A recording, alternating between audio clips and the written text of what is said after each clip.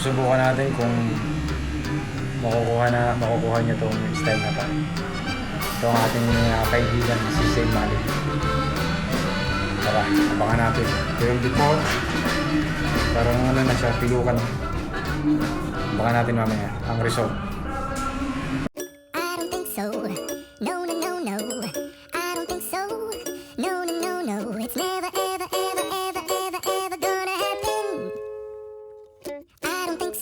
Yan, tayo lalabas muna at tayo magpapagupit. Bisikleta. So, yung ating mga bisikleta. Ready na natin yung ating sasakyan. Tayo ay magpapagupit. So ayan, ito yung ating service, ang aking bisikleta. Set up na natin yung ating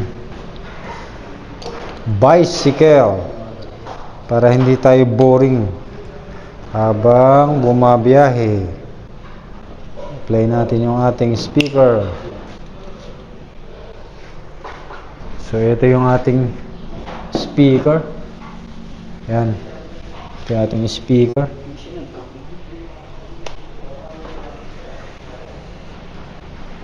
So testingin natin yung aking biniling bagong speaker na may ilaw. Tara, pakita ko. So ito yan. Saan yung... So yun. Power button, Bluetooth. Ito yung ating lights. Energy lights. Ayan. Ayan, connect natin siya sa ating mobile. Then i-prepare na natin siya sa ating mobile phone. So ito yung ating bike holder. Close na natin. Okay.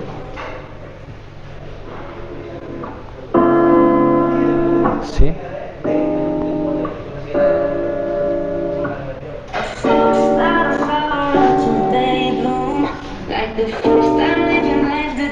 Okay. Then wag kalimutan ang ating mga ilaw. So iwan na natin yung ating ilaw. So ayan. Blinker, blinker, little star. Tell me when, who you are. So ito yung ating mga ilaw. Magpapagupit lang. Buksan na natin yung ating mga lights, camera. Okay. So ayan, babiyahin na tayo.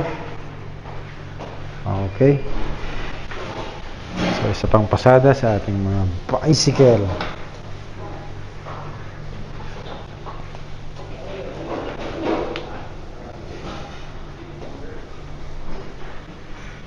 So ayan, ready na. Kailangan natin magpagupit. Makapal na yung ating buhok. Tara, let's go. Ready na. Ready na ang ating service. Let's go. Tara, let's go. Let's ride. Punta na tayo sa barbershop. Ang barbershop dito ay 5 to 10 minutes. Ride tayo 5 to 10 minutes. Mga barber naman dito ay mga Bangladesh, Sri Lanka, Indian. Dito sa may bandang lugar dito malapit sa amin.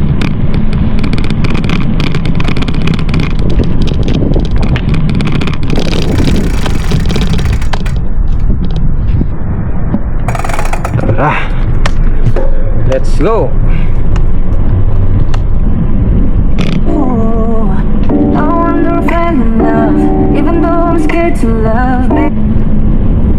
Yan. Yan oh.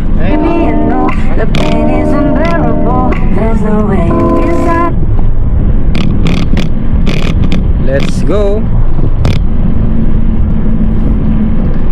Kanan.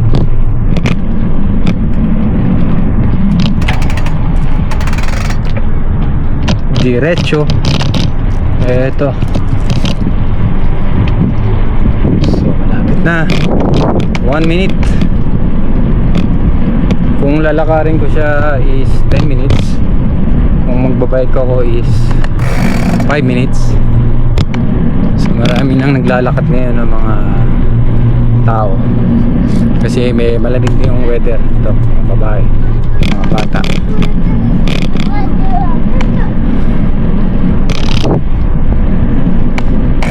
Kakanan tayo.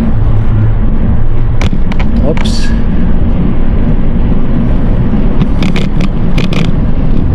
Kanan, ito mga bila. Karamihan sa mga nangungupahan dito ay mga expat or tinatawag na hindi lokal. So expatriate. So yan, puro mga room for rent. So ito, tapos yung mga sasakyan nandito lang sa kalsada. Yan. Ang casual dress lang, mga nakashoot. So mga ibang lahi nandito. Ghana, Africa, Sudan, Egypt, Sri Lanka, India, ang Pilipino, iba-ibang lahi. So malapit na tayo. Ito na ang barber shop. So ito, ikot pa tayo ng isa.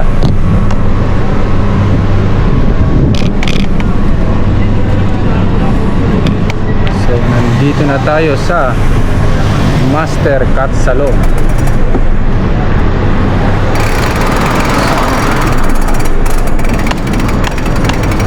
So dito tayo magpapagupit sa Master Cut Salon. So nandito na tayo sa Master Cut Salon. Ito yon, Master Cut Salon. So yan ang Master Cut Salon. So bago na yung kanilang logo. So yan yung Master Cut Salon. So papasok tayo sa loob, doon tayo magpapagupit. Alamin natin kung magkano yung presyo ng gupit sa kanila. Tara, pasok na tayo sa loob. So ito si Hamid. Si Hamid. Ayan! Muli nagbabalik ko yung lingkod, guys! Ito si Hamid, yung kasama namin. Bumili ng pagkain. Aywa. Say hi to our vlogs. Ayan. So yan, dito na tayo sa barber shop. So post na natin. So yan, papasok na tayo sa loob. Full. So ito, dito na tayo sa barber shop. Magpapagupit tayo. So magkano ba yung kanilang mga gupit dito? Ang hair cutting nila ay 20 or 20 riyan. Shaving, gusto mo magpahit, 15 riyan. Kung kailangan mo ng face wash, 25 reals. Kung gusto mo ng hair color and dry, 35. Ang kanilang threading per real, massage 20. Ayan. So dito na tayo sa barber shop. So ayan, nandito na tayo sa barber shop. Hintayin muna natin yung ating barbero. Isa lang yun nandito eh. So ayan, habang naghihintay tayo ng barbero, ipakita ko muna sa inyo yung kanilang mga gamit dito sa barbershop. Meron silang 4 na upuan. Nakikita nyo, 4 na upuan. Tapos ito yung salamin. So ayan, tapos meron silang TV. So ayan, ating ipapagayang gupit. Ito yung ating sample na gupit. Ito, yan niya yan. Yan. Subukan natin to. Subukan natin kung makukuha nila yung ganitong klaseng gupit. Yan. So ito, yan. Subukan natin kung before and after. Sa Saint Malik lang naman yung ating sample na haircut. Yan. Ayan pa. Ayan pa, wala na. 1, 2, 3, 4. So pipiliin nating hairstyle ay si ito. Dito. Nasaan na ba yan? Ito. Dito. Ito isa. Ito babagahin natin. Yung hairstyle na ito. Pero wala nang kasamang kulay. So ayan. Susubukan natin kung makukuha niya itong style na tayo. Ito ang ating kaibigan na si Saint Malik. Tara, abangan natin. Ito yung before. Parang ano na siya, pilukan. Baka natin mamaya ang result.